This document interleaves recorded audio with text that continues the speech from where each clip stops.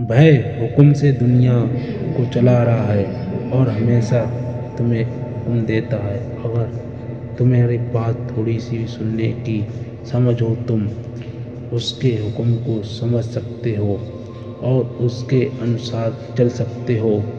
तुम सुनते ही नहीं, तुम चोरी करने जाते हो। भय भीतर से तुमसे कहता है मत करो। एक बार कहता है, 2 बार कहता है, 1000 बार कहता है। तुम जाते ही जाते हो, तुम करते ही जाते हो। फिर धीरे धीरे भय आवाज़ धीमी हो जाती है, तुम बहरे हो जाते हो। फिर तुम्हें भय सुनाई भी नहीं पड़ती, फिर भी यह आवाज़ दिए जाता है। तुम ऐसा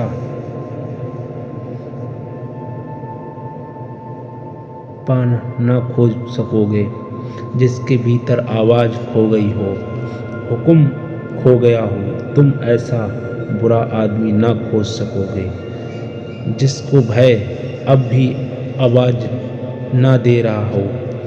भय कभी थकता नहीं और कभी निराश नहीं होता। तुम कितना ही बुरा करो, परमात्मा तुमसे निराश नहीं है। और भय कभी तुम्हें इस स्थिति में नहीं मान लेता कि अब कुछ भी नहीं हो सकता। तुम असहाय कभी नहीं हो सके। तुम्हारा रोग कितना ही बढ़ जाए, उसका इलाज संभव है। परमात्मा की अनंत आशा, अनंत संभावना है। भय तुमसे कभी निराश नहीं होता। ऐसा हुआ, एक सूफी फकीर हुआ वाजिद। उसके पड़ोस में एक आदमी था जो बड़ा बुरा आदमी था। लुटेरा, चोर, बेईमान, दगाबाज, हत्यारा, सब तरह के पाप उसने किए थे। पूरा गांव उससे सतर्क था। एक दिन वाजिद ने प्रार्थना की, परमात्मा से कहा, मैंने तुझसे कभी कुछ नहीं मांगा, लेकिन यह आदमी अब बहुत ज़्यादा उपद्रव कर रहा है, इस आदमी को हटा ले। तो वाजिद ने भीतर से आवाज़ सुनी कि मैं उससे नहीं थका, तो उससे क्यों थक गया? और मुझे जब जब कभी भी उस पर भरोसा है तो तू भी भरोसा रख। कितने ही पाप तुमने किए हो, कितने ही जन्मों तक परमात्मा को तुमने थका नहीं सके। भोग से चुका सकते हो, ना पाप से थका सकते हो। भय अब भी आवाज़ दिए जाता है। भय कभी निराश नहीं होता और अगर तुम जरा शांत होकर सुनो तो उसकी धीमी आवाज़ तुम्हें सुनाई पड़ेगी। और जब भी तुम कुछ करते हो, भय आवाज़ तुम्हें निर्देश देती है। नानक कह रहे हैं, भय हुक्म से पथ निर्देश करता है।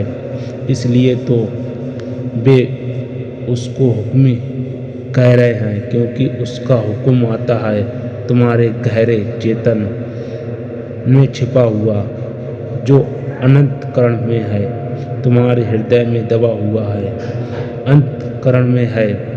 भय उसकी आवाज़ का यंत्र है। कहाँ से भय बोलता है?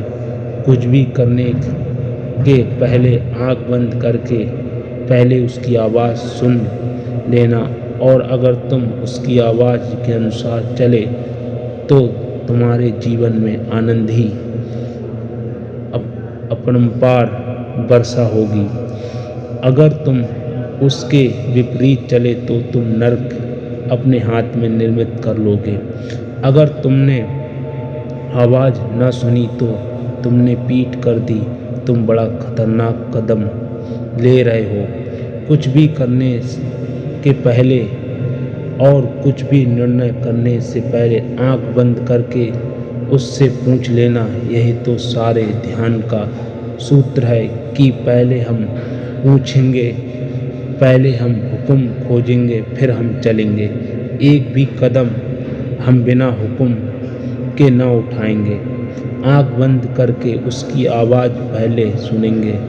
हम अपनी आवाज़ से ना चलेंगे, उसकी आवाज़ से चलेंगे। और एक दफ़े तुम्हें यह कुंजी मिल जाए तो यह कुंजी अनंत द्वार खोल देती है, और यह कुंजी तुम्हारे भीतर है।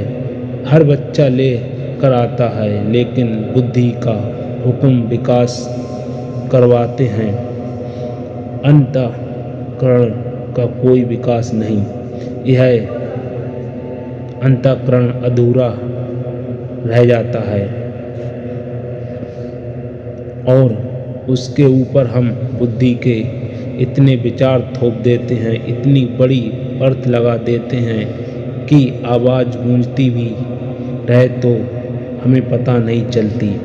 भीतर की इस आवाज़ को सुनने की कला ही ध्यान है। उसके हुक्म का पता लगाना जरूरी है। वह क्या चाहता है, उसकी क्या मर्जी है। वह हुक्मी हुक्म से पंथ निर्देश करता है, और नानक कहते हैं हुक्मी हुक्मू चलाए रहा। नानक बिगसय बेपरवाह। नानक कहते हैं भय बेपरवाह है और भय आनंदित है। एक तो परवाह का अर्थ क्या होता है? चिंता। भय तुम्हें दिए जाता है, लेकिन देकर कोई अपेक्षा नहीं करता, कोई उत्तर नहीं चाहता। आवाज़ दिए जाता, तुम सुनो या ना सुनो, दिए जाता है। परवाह नहीं करता इस बात की तुम नहीं सुन रहे हो। बंद करो, तुम हो गया। इस आदमी को हटा लो। परमात्मा तुम चिंतित नहीं कर सकते, इसलिए जिस व्यक्ति को भी परमात्मा की प्रीति होने लगी, तुम उसे भी चिंतित नहीं कर सकते। बिल भी बोत,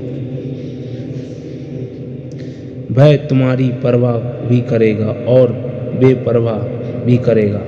तुम उसे चिंतित नहीं कर सकते। इधर मैं हूँ, ना मालूम कितने लोगों की परवाह करता हूँ, फिर भी बेपरवाह हूँ। तुम आते हो अपना दुख लेकर, मैं पूरी परवाह करता हूँ, लेकिन तुम उससे मुझे चिंतित नहीं कर देते। तुम्हारे दुख से मैं दुखी नहीं हो जाता, क्योंकि अगर तुम्हारे दुख से मैं दुखी हो जाऊं तो फिर मैं तुम्हें साथ ही ना देख पाऊंगा। जरूरी है कि तुम्हारे दुख को मैं सहानुभूति से समझूं, तुम्हारे दुख के लिए उपाय करूं, उपाय सोचूं, लेकिन परवाह मुझे पैदा ना हो, तुम्हारी चिंता मुझे ना पकड़े। और यह भी जरूरी है कि कल जो मैंने तुम्हें बताया है तुम ना करो, तो मुझे नाराज़गी ना आए कि मैंने इतनी परवाह कर ली और तुमने नहीं किया। तुम जब कल आओगे बिना किए, और आओगे ही बिना किए, तो फिर तुम्हारी परवाह लूँगा, लेकिन मैं बेपरवाह हूँ। परमात्मा को सारे जगत की परवाह है और बेपरवाह है। वह सदा राजी है तुम्हें उठाने को, लेकिन किसी जल्द में नहीं। और तुम अगर सोचते हो कि कुछ देर और भटकने का मज़ा लेना है, तो वह बेपरवाह है। उसकी परवाह का अंत नहीं है, लेकिन उसकी परवाह। और सोचो तुम सरीखे कितने लोग और कितने तरह के उपद्रव, और परमात्मा एक और तुम अनेक। तुम सबने उसे कभी का पागल कर दिया होता। बेपरवाह हो तो ही पागल होने से बच सकता है, लेकिन बेपरवाह का अर्थ अपेक्षा नहीं। यह बड़ा सूक्ष्म है। तुम्हारे प्रति पूरी चेष्टा है तुम्हें बदलने की, रूपांतरित करने, तुम्हें उठाने का पूरा भाव, लेकिन भाव आक्रामक है। यह नहीं करेगा, यह प्रतीक्षा करेगा, ऐसे ही जैसे सूरज तुम्हारे द्वार पर दस्तक दे रहा है। किरणें तुम्हारे द्वार पर दस्तक दे रही हैं और तुम दरवाज़ा बंद किए अंदर बैठे हो। सूरज जबरदस्ती नहीं घुसेगा, रुकेगा, और ऐसा भी नहीं कि नाराज होकर लौट जाए कि अब इस आदमी का दरवाज़ा बंद है, चलो अब कभी यहाँ नहीं आना। रुकेगा तुम जब दरवाज़ा खोलोगे तब प्रवेश कर जाएगा। परमात्मा तुम्हारे लिए चिंतित है, तुम्हारे लिए चिंतित है, होगा ही, क्योंकि तुम्हें ही पैदा करता है, विकसित करता है। बड़ी आकांक्षाएं हैं तुम में। तुम्हारे भीतर से चेतन होने की चेष्टा कर रहा है, तुम्हारे भीतर बुद्ध पाने की चेष्टा कर रहा है। परमात्मा तुम्हारे भीतर कुछ फूल लाने का प्रयास में लगा है, लेकिन अगर तुम देरी कर रहे हो तो उससे भय चिंतित नहीं होगा, परेशान नहीं होगा। भय तुम उसकी ना सुनोगे, भटकोगे और सब करोगे सिवाय उससे सुनने के, तो भी भय इससे पीड़ित और परेशान ना होगा।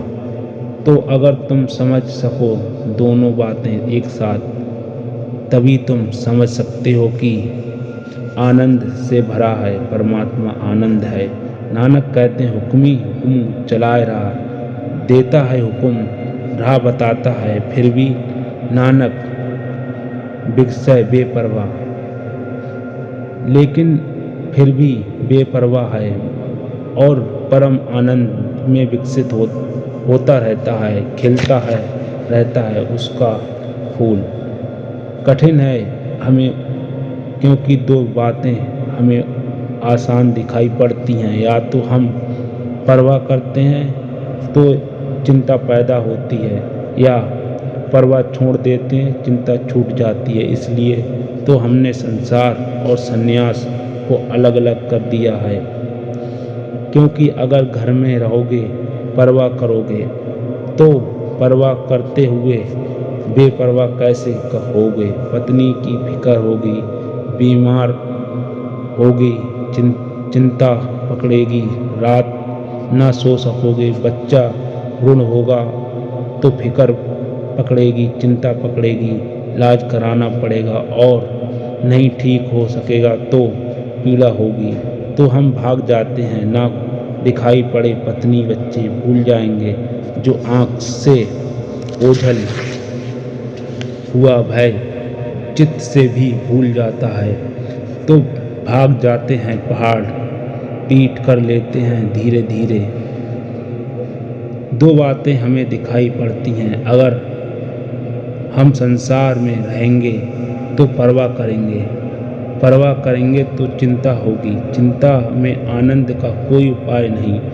तो फिर हम ऐसा करें कि बेपरवाह हो जाएं, छोड़कर भाग जाएं, वहाँ चिंता ना होगी तो आनंद की संभावना बढ़ेगी। लेकिन यह परमात्मा का मार्ग नहीं। इसलिए नानक गृहस्थ बने रहे और संन्यास भी, फिक्र भी करते रहे और बेफिक्र भी। और यही कला है और यही साधना है कि तुम चिंता भी पूरी लेते हो और निश्चित बने रहते हो, भार सब करते हो, भीतर कुछ नहीं छूटा। बेटे की फिक्र लेते हो, पढ़ाते हो,